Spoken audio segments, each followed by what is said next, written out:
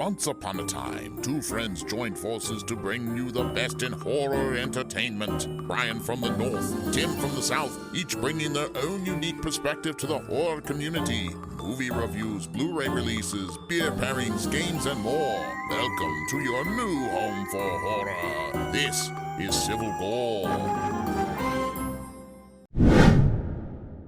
All right, so everybody, we recently had the opportunity to check out the incredible new thriller Dash, and we are thrilled to have with us tonight writer-director Sean Perry to discuss it. So welcome to the show, Sean. It feels good. Thanks for having me. Yeah, absolutely. We watched the screener, absolutely love the movie. But before we get into it, I wanted to give our listeners a little bit of your background, how you got into film. Yeah, sure. I think it's just a passion I've had since I was a young kid, since I was like 12 years old. I was always making movies with my friends. My mom always loved the cinema. My dad always had a camera laying around. So progressively, projects just got more and more ambitious. I made a lot of terrible films. But it's just something that's never escaped me. I knew that there was no other outlook for my life. I knew that this was the path. And it's been a long, bumpy road, but here we are now. Well, that I can't imagine. After seeing this, I find it hard to believe you made a terrible film because this was incredible, and we'll leave the suspense there. We'll get right into this. So, was it like when you thought of this movie? I mean, was it always planning to be one of the like a one take film? Because just for people that don't know, this is shot completely in one take, one camera. And it actually blows you away on how successful that works out. But so was that always going to be a one take?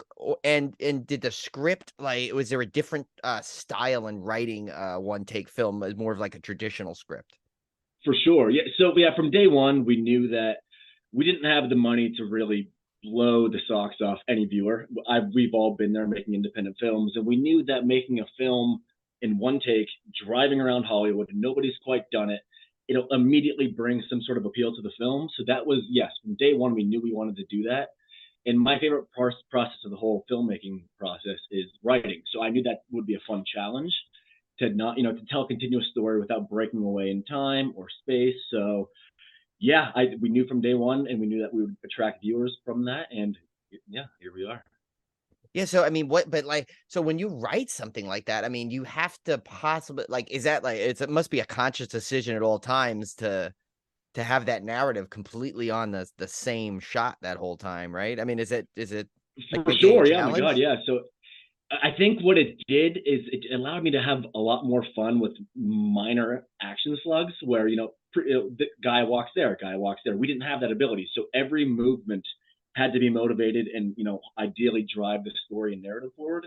And I think we did a pretty good job where pretty much everything that is said or done somehow comes back and it's tied in towards the end. Yeah, no, yeah, it was so effective. I was blown away on how effective it was, actually. Because I think you always run the risk when you're having to deal with a small character set, a very small setting. You don't want to bore the viewer. And so you're always running that risk when you're in that tight quarters. But this movie, man, it's got a great pace to it. I was never once bored throughout this film. So hats off to you for that one. Thank you, man, because it was challenging, especially that first act. I still have problems with it, just as far as pacing goes. But when you write a script and then they're driving around in real time, there's just certain things that you can't foresee happening or going down, and just certain lulls. But through Alex and having a zero piece in, we were able to kind of anticipate some of these moments and hopefully heighten some of the duller moments, and know in post what we could do to make those work. Well, that kind of leads into my next question, because I was going to ask Alex how he went about preparing for doing a one take film like this, because it's got to be challenging for anybody. But also kind of what you were saying, how much of this was improvised versus really tightly scripted? Well, Alex was so lucky just because he was working with such a brilliant writer director that it was just so easy for him to accomplish all. I mean, Alex is a phenomenal actor. He was a friend of mine in New York for years, and I just knew that he had the ability to pull this off because he comes from that theater background. So he's used to being on stage in front of a lot of people and the pressure being on. But props to him, because not only is he a talented actor, but he's very ambitious, and a lot of other actors wouldn't have done what he did. I mean, he was driving that route and practicing it every single night. I mean, he could do it with his eyes closed, I bet. It was that tight. We had our production manager as well, Liz, whom he's worked with before, who's really helped him along with the process too. But yeah, along those lines, I'm sorry, what was the second question again? Oh, we were just talking about like how much was improvised versus scripted. Oh yeah, I think him and I differ on that. I'd say about like 95% of it is like there. I mean, there's a couple moments where we hit an extra stoplight, which added an extra 30 seconds. But during the rehearsal process, we prepared for that, so these actors knew that if we did hit this stoplight, they would have to go Plan B and do A, B, and C. And I think it happened maybe 3 times where they hit a stoplight extra, and added some time. But there's also moments where you can see Alex clearly flooring it and beating some lights so we can, keep up the pace. See, that's fascinating to me because I was sitting here wondering, was this real time driving or were y'all pulling it on a lot of times they'll pull the car around on a trailer or something. Yeah, it depends who's asking. If the insurance company's asking, it was definitely on a dolly, all green screen. But no, man, it's just we were very safe with it because we knew what we were doing, and we tried to be as safe as possible, zero speeding. And there's no moments that are actually sped up, as far as in post, like with the exception of the credit sequence. But yeah, I mean, it's just a testament to rehearsal. I know, I was just saying, so you mentioned Alex has an earpiece in, so you're kind of, I guess you're kind of watching this as it's unfolding and kind of, saying, oh, wait, things are dragging here. You got to, so you got to have like plan A, B, and C backed up so that you could on the fly switch things around if there was any kind of unexpected. Correct. Yeah. So he did have an earpiece the whole time, and it wasn't for dialogue. He was so off book, it's not even funny. It was mainly just, because I was in a car directly in front of them, in the lead car, we called it, with a producer, his wife who was taking notes, and then our stage manager who was watching on monitor with me. And I would, give suggestions to Alex for his performance, and she would relay that into his earpiece. So not only is he driving in real time, acting and performing, he's got me chirping in his ear nonstop saying, do this, do that. He's more pain, less pain. Like, poor guy. But that's got to add. I mean, and that worked in well because, a lot of the times he's on the phone with somebody and he's doing it. So it's like, even if you even if it was like a shot or something, you saw him react to something, it worked so well. It's like, it was so like, hidden in the process, which I think is just adds to it. I think. Thank you so much. I'm glad to hear it. That's great. Well, and there's also some timing stuff going on because a lot of time you had text screens coming up. Yeah. That you got to allow the actors have got to allow time for that to come up, and I mean, I'm sure that had to be worked out in some way. Yeah, and that was in the earpiece. Our stage manager was reading the script into his ear, so he could react kind of in real time to those texts.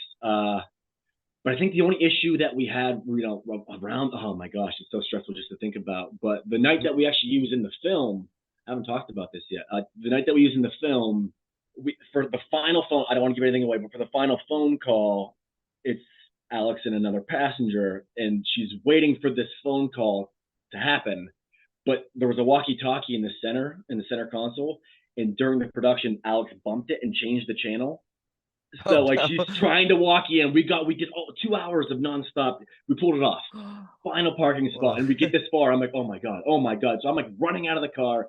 But if you look close, you can see Alex kind of go like this and whoop, change the channel. It's like, wow, what a brilliant man. He saved the day. But to get that far, man, and then potentially not pull it off because of one phone call, it was devastating. Did you guys do? I mean, how many rehearsals did you have to do for this? We did about a month of minor rehearsals leading up to it, on Zoom, and just, Alex and I driving around and getting the pacing down. But then the week of, we did, I think, 3 dress rehearsals where we actually brought the actors to where they would be getting picked up and dropped off. And then, we had them in their actual costumes, and we kind of showed them what could go wrong. And if so, this is what you do. So I think, a month of rehearsal, 3 days of dress rehearsal, and then we shot for 3 consecutive nights. And yeah, because that's all we had for the rental gear. Oh, wow. Yeah, I was. It's funny you brought up the anxiety thing because that was going to be my next question. So, I mean, normal films like that have this kind of pace are bad enough, but with this one, I mean, where you're like literally, because I think the process of it being a dash cam and looking in that car the whole time gives you the same anxiety that the driver is feeling in this. And I'm already a guy that does not need added anxiety. So I would, and like Tim and I watch a million horror films, and I'm watching it yawning sometimes through. This one, I was literally reaching for my CBD gummies. I'm like, I need to calm down. This thing is giving me major anxiety, and it was pulled off so well.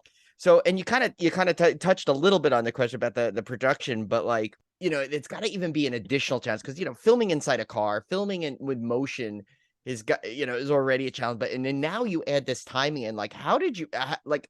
I mean, you might have touched on it, but like I think it's like because of the pace of it. Like, how did you like keep cool with everything going on? Like, I mean, it's got to be an extra chore that like nobody can truly understand unless they've been there, right?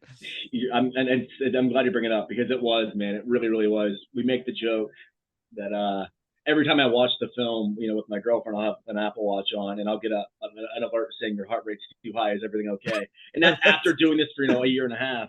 But I mean, it was rehearsal, man. I was just like I said, nonstop planning and preparation, knowing what could happen and trying to work around it.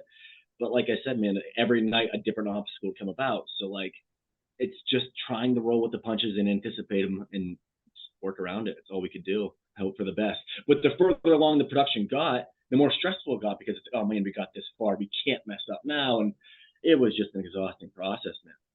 Yeah, it must have, as the film got like later and later in it on the one take, you must have been like, the anxiety must have just kept ramping up. You're like, okay, we're so close. We're so close. And then to tell us that, like, about the little error, like, I would have been like, I mean, with so many different, I mean, not to give something away, but there's a part with food where she's trying to eat the food and do all that. I'm like, oh my God, that would give me that because I could see if Tim will tell you, I'm the biggest klutz there is. I would have had that food spilled on my lap trying to move and talk and do everything. Yeah. So you definitely did not take an easy way out of this one at all. It's like in fact that as the film went on, the challenges must have got even greater because more scenes and more people are in there. And there's just one scene I don't want to give away. I'll just say it's involving the driver and two characters that I think is just absolutely brilliant. That scene would have worked great in a regular movie, but it's like so elevated into like the stratosphere with what's going on and that it's in that one shot like that with the two women. And I'm just like, this is crazy. How on earth are they doing this? How are they pulling this off? I remember our producer reading that specific scene and being like, Sean, I had to get up and walk away. Like what I could not take. And it's like, so then when you watch it going down, it's like, oh man, I hope it hits hard because it should be tense. Oh yeah, no, and it's something that's it's amazing that with all that stress, there's like almost like this like weird little, there's pieces of comedy in there that you just can't help but laughing because it's so unbelievable the situations that are going on in there. That's a problem I always have, man. I always try to interject comedy at inappropriate times, and I think no, it's perfect because you almost need it in that thing because people are gonna be watching this thing, yeah, and well, that's what Tim and I've always said that about. Like really intense horror movies when they'll drop in that little bit of comedy and people are like, well, why would they put that in there? It's because you need the mental break or you're gonna like almost like you're gonna be so overwhelmed that you can't kind of like finish the watching this whole movie. So yeah, I don't know. I don't think you made, I mean, not to like a program, but I don't think you made one misstep with this thing. It's like it was like perfection one after another, like for this I appreciate that, man. Thank you so much. Thank you. Yeah, I can vouch that Brian texted me like 30 minutes in and was like, this movie's making me like super anxious. Yeah. I was like, literally, I mean, I was watching it and I watched it on my iPad and I was like, I was gripping it so tight. I probably like almost like squished this thing. It was like, so good. That makes my heart so happy, man. Thank you. So Sean, I can tell you're a movie fan because you guys can't see on the audio podcast, but behind him, he's got a bunch of movie posters from some of my favorite movies. And I bet we're right on this, Tim. I bet we're right on this question. Yeah. So I'll give Brian the credit for spotting this. I did not catch it the first time around, but he spotted a Reservoir Dogs reference. You got it, movie. Yes, sir. Yeah. So tell us about one of my favorite films of all time. Oh, me too. I saw it 4 times in a row in the theater, like 4 days in a row in the theater. Just back to back to back to back. I'm jealous. That movie in particular was a huge inspiration for me because I remember I grew up in a town in the middle of nowhere. We didn't have theaters. So, our communal watch was always with my mom. She let us inappropriately watch movies far too young. I was watching Leprechaun and Evil Dead when I was 3 years old, which is outrageous. You should not let your child do that. But along those lines, she just exposed me to such great cinema early on. And I remember watching Reservoir Dogs for the first time being like, they can talk about this stuff and do this kind of, and just being blown away even at a young age. And since then, yeah, it's always been a big inspiration. I just love paying homage a certain way that's not shoving down your throat. And I think we kind of borderline did, but it's a fun reference to me, man. I don't know. Yeah, I don't want to give it away because I want people to discover it, and people know who listen to our podcast know how big Tarantino fans we are and how we discuss that movie at times. But it's like, and Tim and I said it's because, like, I mean, this might be a little teaser for it, but you know, we've listened to that soundtrack to that so many times, and there's lines of dialogue, so it's like right away I'm like, oh my god, that's. Yeah, and I like pointed out, like right to my head, I'm like, oh my god, Tim has got to have noticed this. He was doing the Leonardo DiCaprio meme, pointing. Yeah, you know that like point, like that was like me. Yeah. I was like pointing at my iPad. I'm like, there it is. So that was brilliant. So, that's great. I'm glad. So good job on that one. Thank you. So Sean, are there any particular directors that are inspirations? Yeah, we touched on Tarantino. It's weird, you know. I think aesthetically that he comes to mind, but as far as just like a filmmaking launching point, I was that kid that grew up loving. I mean, I got the El Mariachi poster on the wall. I was Robert Rodriguez guy, and just how he did it himself and not waited around. Same with Kevin Smith. But recently, I would say Martin McDonagh, man. I think he's one of my favorite writers, and just his style. And In Bruges, which is also on the wall, is one of my favorites of all time as well. So there's and John Carpenter. There's just so many people I could list, man. I just love movies, and yeah, all of them. You've definitely got some of our favorite movies behind you there. Like I'm a huge Warriors fan. I saw that one right there. Being from New York, you have to be, right? You have to be. Yeah. I have a lot more, but my girlfriend said this is my limit. This is all I can have, but I have so many more posters. Yeah, we can relate to I was allowed. Luckily, my Blu-ray collection was Tim nicknames the Monolith. It's literally like our whole living room wall behind it, but my wife was good enough to find like a nice IKEA setup, so it actually looks kind of respectable and not like it used to have it with stacks and stacks and yeah. But and Tim has, I think Tim's that too. Oh yeah. Oh, go ahead. Yeah, no, I was gonna say Tim has his little office at his new house. He kind of has his little section, but my Blu-ray collection is called the Mini Lith because it's not near as big as big. But he has but board game wise he has like the game. I do have a lot of board games. Yeah, board game guys. Okay. Yeah. It's during the production of this, during the post-production, I actually acquired via Craigslist an old Hollywood bookstore's collection of screenplays, and I'm not talking like 100. I'm talking 7,000 screenplays. And oh my gosh, that's awesome! Well, it was unreal, and there's some gems in there, and I wanted to keep them all. My girlfriend's like, absolutely, like no, and I get it. Like, it would have taken up this entire apartment, but like I did keep like 500 of them. And there's some gems in there. That's awesome. Couldn't you hire an intern to like scan it in for you? So I geeked out myself and did it all myself, man. I categorized everything, and I spent entirely too much time doing that stuff. Yeah. But see, that's fun. We're big physical media people, Tim and I. So Me it's like, too, man. I love that. Yeah, it's great. There's nothing like just holding the well, back in the day, a VHS tape or now a Blu-ray, and it just it adds to the fun. It's a collection. It's your passion. And now I'm collecting vinyl, so I got one more thing to take up. Yeah, oh really? I was hoping you were gonna say Laserdisc. I'm like, that's dope. That would be cool. I do have a friend that still has every Laserdisc he ever owned. He's got probably 200. Yeah. Whoa, that's wild. Do you know what I still have? Still buried in a basement somewhere in a box. It's remember the RCA picture discs? Did you ever hear of those things? Back in it, that might have been before my time. Yeah. Oh no, this was definitely because I was young when it was. My grandmother had it and said it was basically. It was about a record-sized thing, looked like a Laserdisc, and it would have a hard case. And you'd literally put the whole case into the player and then shoot the case out. Yes, I do remember those now, actually. Yes. Yeah.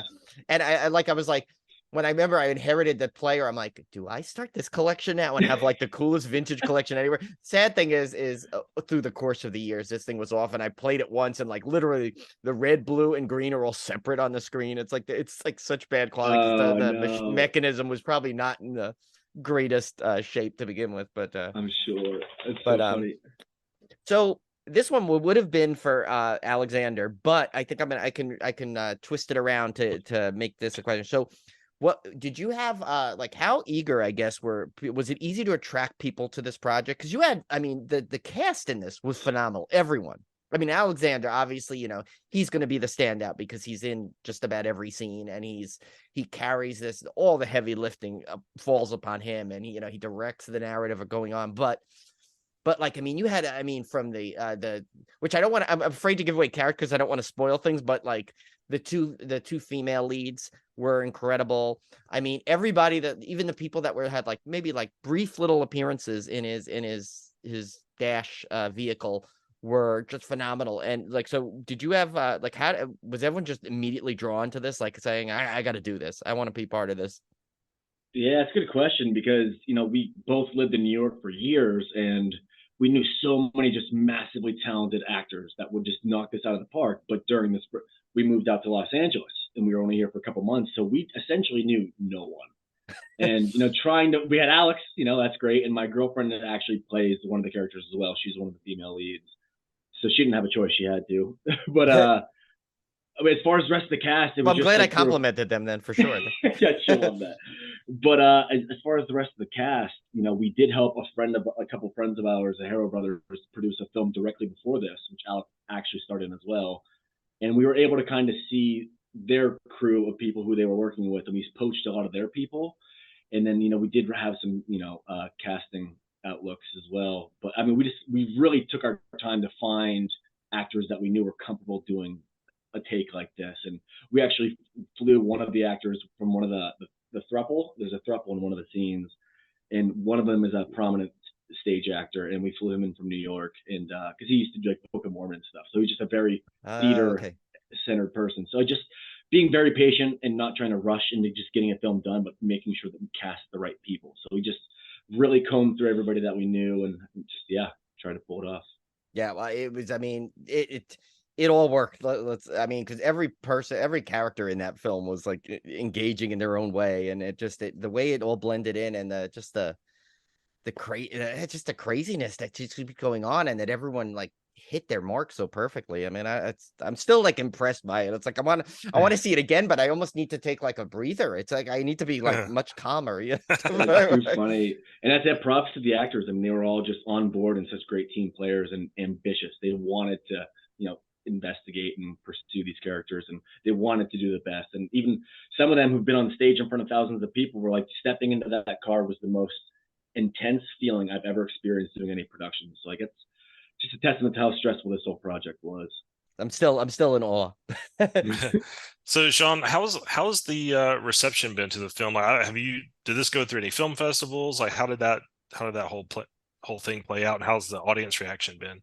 Yeah, so I think our first film festival was CineQuest, and then because of COVID, they kind of got messed up, so they did like an online, screener, which is kind of a bummer. But we did that, and then our theatrical premiere was actually, ironically enough, you would appreciate this, at the Chinese theater, which is so funny because there's a moment in the film where they mentioned the Chinese theater. Yep. But that was just a great screening. It was nearly sold out, and the reception seemed very, very good.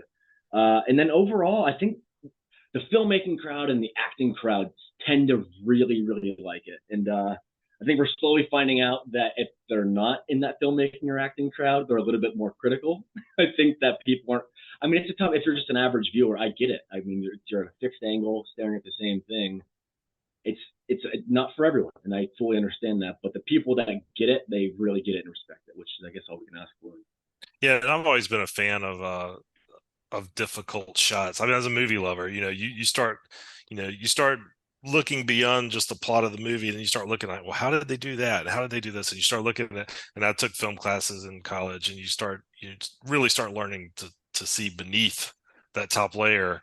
And so I'm always impressed at one take films and one long shots and long monologues, and I'm always like watching to see where the cuts are and everything. So when you come at it from that angle, it's definitely, I could see how a normal person, an average viewer would. I'm not normal. That's why an average viewer. Tim and I are not normal. We first. You guys are, I know, super weird, man. But you can see how an average viewer may not ever think twice that this is a one-take film. They may not. I mean, it doesn't register, or it doesn't register the difficulty of having to pull off like I was talking about, the text timing and all that kind of stuff. I mean, I could definitely see how that would just kind of go right over their heads. But I'm really pleased that you're getting, from what I've seen, a great critical reception to the movie. I appreciate that. Yeah, I saw the other day, it was like I think IMDb had it like an 8 point something average, which is high for IMDb. Yeah. Because I've seen movies that are like, I think should be up there, and they're like 4, and I'm like, what's going on? I mean, like, anything over, when I look at IMDb, I think 6. Okay, it's a good movie. Yeah, if it's 6. So. I think actually, because funnily enough, through CineQuest, because they're very into technology and just dealing with these, social media platforms, the founder of IMDb actually watched our film and rated it an 8, which is like, whoa, wow, that's awesome. wild. Okay. Like, yeah, that's, well, I mean, there's just like, I don't know.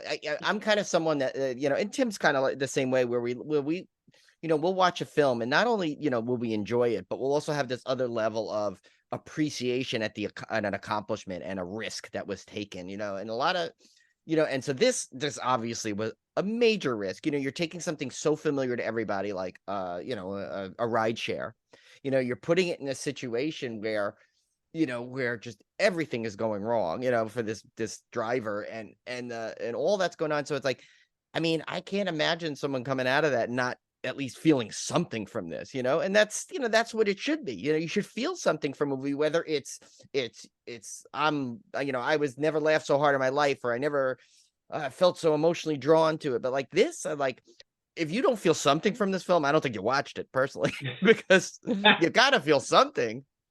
I appreciate that, man. Thank you. And I think that's one of the things I take pride in, is the fact that, there isn't camera. At first, it was kind of like imposter syndrome, not having camera movement or cuts. But I think the fact that we can carry through a story with just a primitive setup of one camera, one locked position, and try to tell an engaging story, and I think we have, like, that's really cool to me, that we didn't need hundreds of millions of dollars or crazy special effects or this star, that star. Like, that is something I take pride in. I think it's really cool. You probably have a lot of Hollywood producers like cursing at you now, though. Like, look what he did now. This son of a gun, man. This son of a gun. It's funny that that's something I always bring up, is that old Coppola interview where he's like, one day the great hope is one little fat kid from Ohio with his dad's camcorders can forever destroy the professionalism of cinema. Like, that's me, man. That's my aesthetic. And I'm from Pennsylvania, though. So, there we go. Oh, that's awesome. No, we Brian and I both absolutely adore independent film. We're always promoting independent filmmakers. We've talked to a ton of filmmakers in various interviews, and it's always fascinating to me, the passion it requires to get a film done, because it just seems like an incredible amount of stress, work, and money to put yourself through. So I love that. I love that. I love seeing anybody that's passionate about what they're doing well in their field. That just, it makes me feel good to see people out there doing, living the dream of doing what they love to do and making something that other people can enjoy. So I'm really happy when we were able to interview independent filmmakers and hear their side of the story, and kind of get some of the people out there that don't realize the hard work it takes to get these movies done a little glimpse into that, so that maybe they appreciate it more. So that's kind of what Brian and I have always strived to do in some way, is to kind of bring attention to that. Yeah, and I don't want to speak for all independent filmmakers, but I think even me personally, I think it's fun to kind of tell our own story and our journey and how we got there, because it isn't, like, you're right, it's incredibly stressful. There's much other easier occupations, and it's for the love of it, So, like, I think it's awesome what you guys are doing, is, giving a platform for guys like me to talk to, where it's so funny to me, because, like, I will never ever shit on somebody's independent film, man. It's like they put their heart and soul in it. And it's funny to me when critics will shit on those films, but then, like, and I have your opinion, but have a little bit of, I mean, there was no money involved in half of these projects. So, like, cut them a little slack. You can be critical on $100 million blockbuster, go for it. There's no excuse. But for guys, like, that are making movies for nothing, like, cut them a little bit of slack, Oh yeah, no, we're always against, like, bashing something too. It's like, like, there's just no need for it. Like, we have a joke. One of our friends was super critical, and another one of our friends, who's actually, she's an actress. She basically said, she goes, maybe change it to, like, it's not for me kind of a thing. Like, if you don't want to do it, just don't bash it, because people work hard. And he's like, oh yeah, he goes, that's it. So now it's like this running joke when he'll say, like, yeah, it's not for me, whether he means it or not. But yeah, no, Tim and I, we especially, we've learned through this podcast more so ever. And I actually went to, at one point, I was hoping to be a filmmaker. I was at I went to I don't know if you heard of De Anza College, but I was doing film classes there.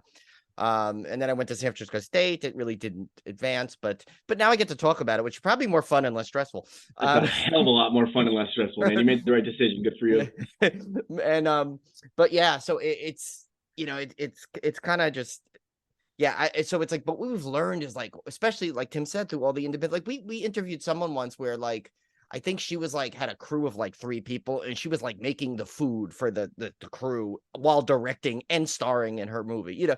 So it's like I wish just people would before they go ahead and start, you know, and they see an independent film and just like automatically write it off or bash it, just first of all give it a chance and look at it, and second of all just appreciate the effort that went into it, you know, because everyone, you know, no matter what, you know, even if it comes out and it's not for you, as we'll say, you know what, a lot of people worked hard on that, you know, they've worked hard and they've given everything they can to it. So don't, you know, just at least be kind about, you know, about your criticism of it if you're going to criticize it. But I couldn't agree more, man. And I think when I was, 18 and knew everything about everything, I think I was a lot more critical then, man. I was like, man, this movie star. But I think, after, especially reading, Rodriguez's book, Rebel Without a Crew, and just seeing and watching a lot of trauma movies actually, and seeing the behind the scenes of how they, Lloyd Kaufman does this thing. It's like, man, how can you not just have some respect, man? Like you said, it might not be for you, but I no longer ever like really harshly critique a film unless they had the budget to make something brilliant. And oh yeah, no, yeah, of course. You know, if you're spending $100 million on the film and you come up with something bad, then you deserve that criticism. I'm sorry. Couldn't agree more. Yeah. What did you do with that money? So I mean, if people couldn't tell by now, I think Tim and I pretty much love this film a lot. So, but kind, you guys. So we want to make sure let everyone know where they can find this thing, because I know we're going to be talking a lot about it. And I think as of we're recording this, it's today. Is it official? Yesterday might have been its official release, right? Yesterday was the official release. Okay, I guess yeah. So when they're hearing this, it'll be out a few days. So where can our listeners find it? Because I'm sure they're going to want to run over and rent it right away. That'd be great. So as of now, it's on Prime Video, Apple TV, Vudu, Redbox, and Google Play, all of which you can rent it on. Yeah, and so I mean, this definitely is coming at a very high recommendation for us. So all you listeners, please go out and rent this thing, because you will not be disappointed. Just make sure you have a nice drink nearby in case you get a little anxiety like I did. That's really funny. Yeah, thanks so much, Sean, for coming on. I mean, like we say this about a lot of interviews, but we interview a lot of filmmakers, and it's always fun. It's always informative. But it's a special treat anytime we get to interview a filmmaker for a movie that we really enjoyed and give our highest recommendation to. So we really appreciate you coming on. I hope our little podcast kind of spreads the word and gets you some more viewers. It just means the world, man. It's so much fun answering your questions and talking about it. But just you willing to promote a little film like this, it just means the world to little guys like us, and we couldn't be more thankful. Awesome. Well, keep us in mind for your next project. We'll be happy to share or publicize or do whatever you need to do. Oh, look, Stacy just sent a message saying that Alex might be able to pop on now. Oh, what? That'd be awesome. That'd be great. Yeah. I have nowhere to go. Like, I could talk, like you said, forever.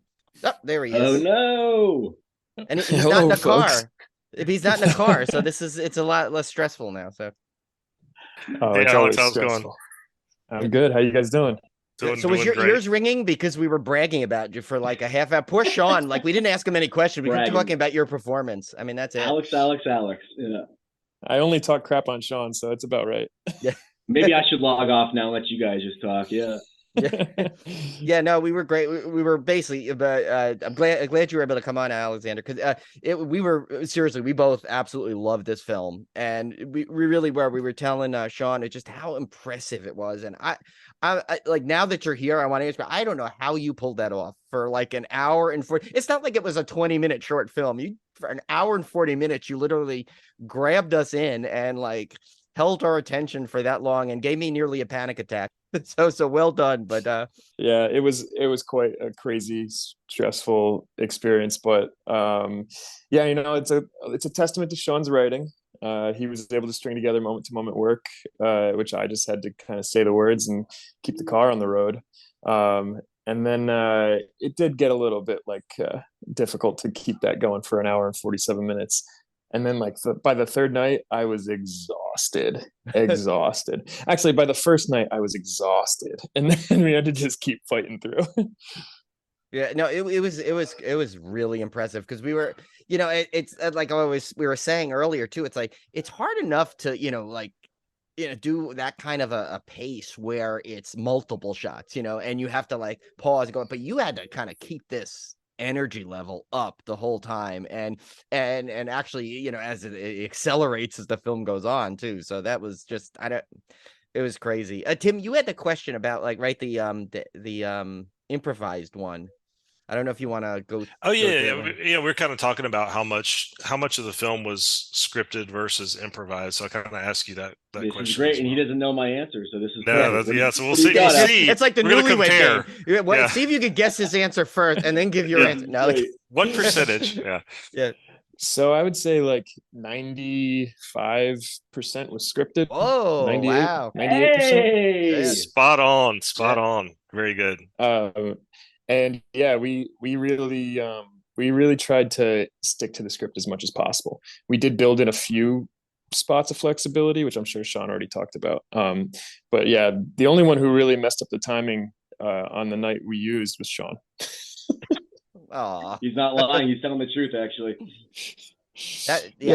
We like built in all these windows. Did you tell him about the U-turn, Sean?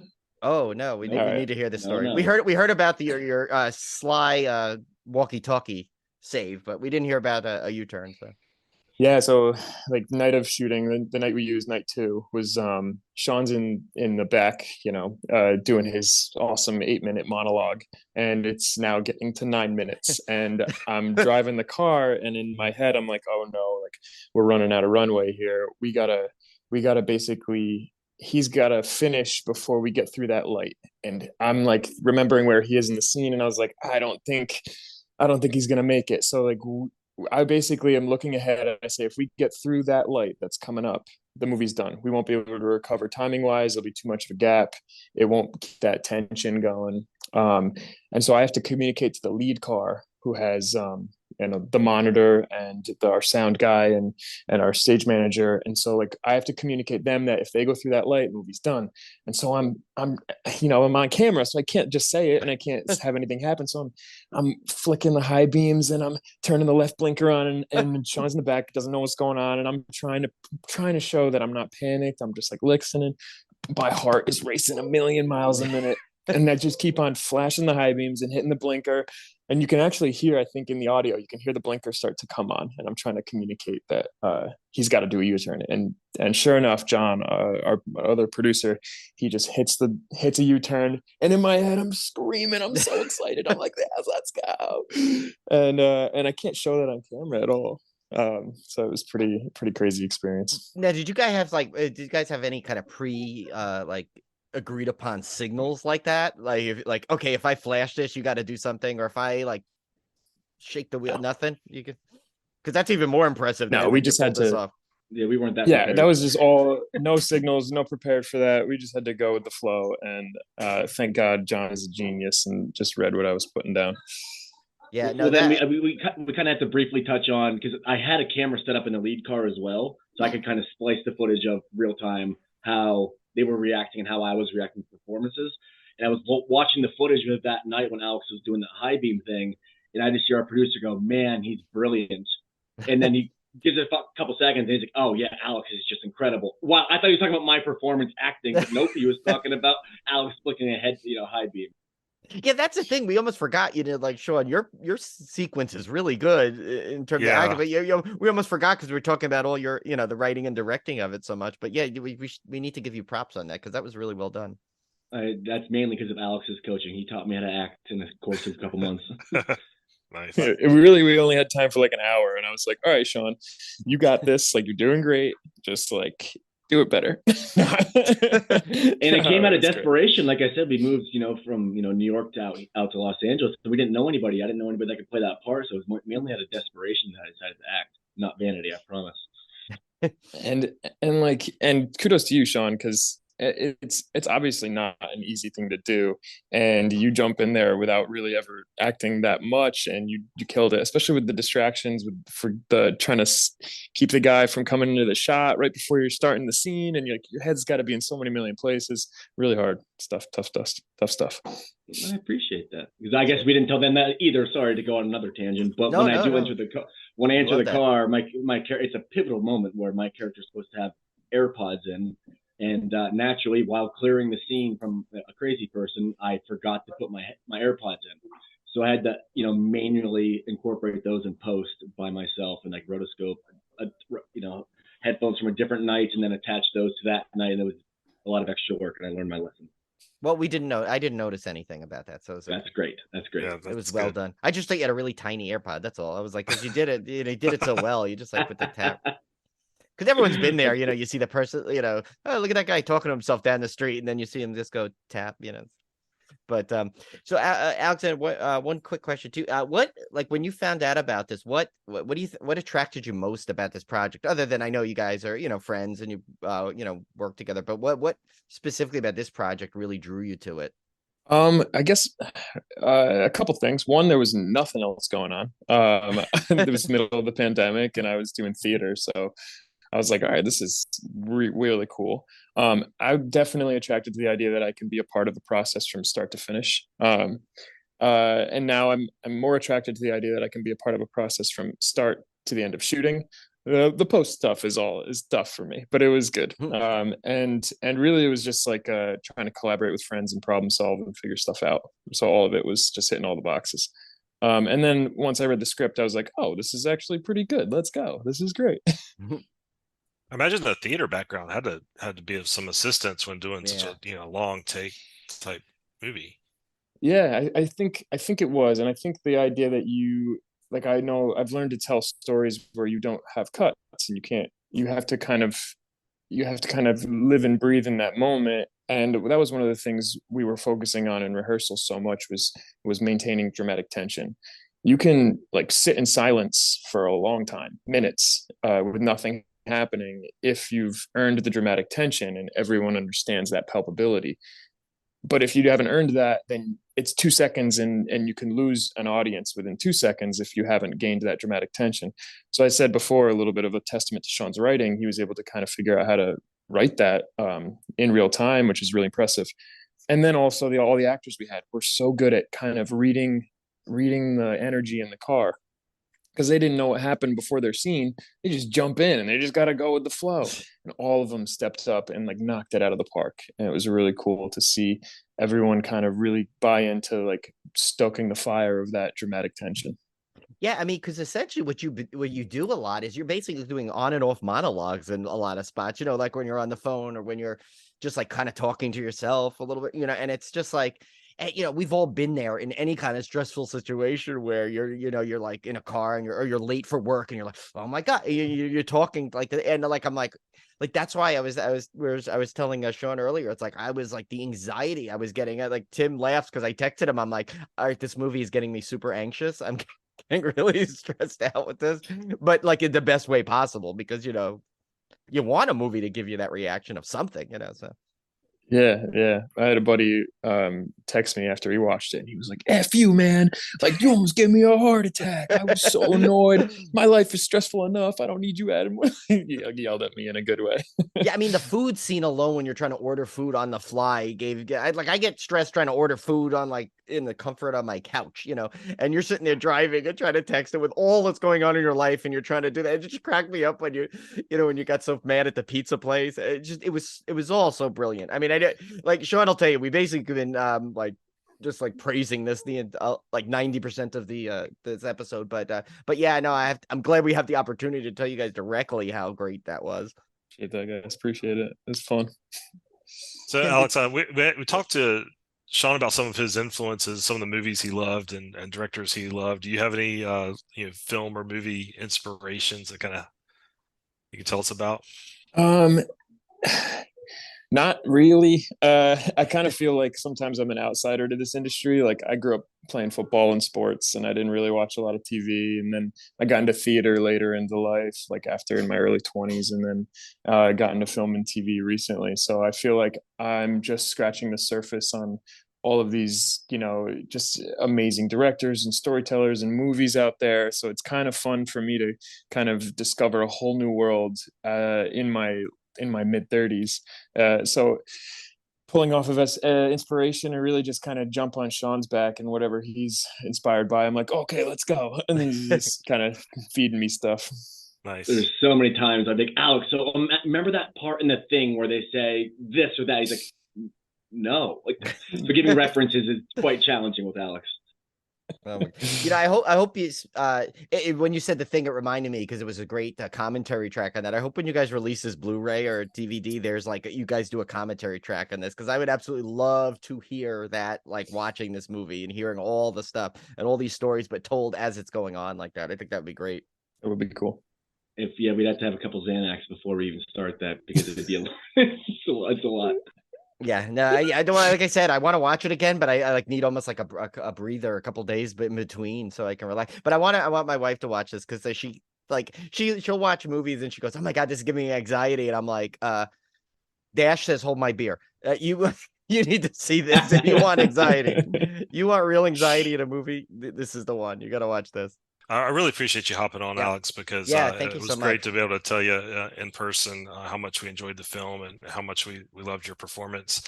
And really appreciate you hopping on. I know you're in another time zone right now. And so it's fun. I'm out here in Japan, which is a pretty cool place to be. If you've never been to Tokyo, I highly recommend dying to go. We had a trip tentatively planned one year, and then it got pushed off. And yeah, but it's definitely my wife and I, that's like our like one of our number one bucket list places.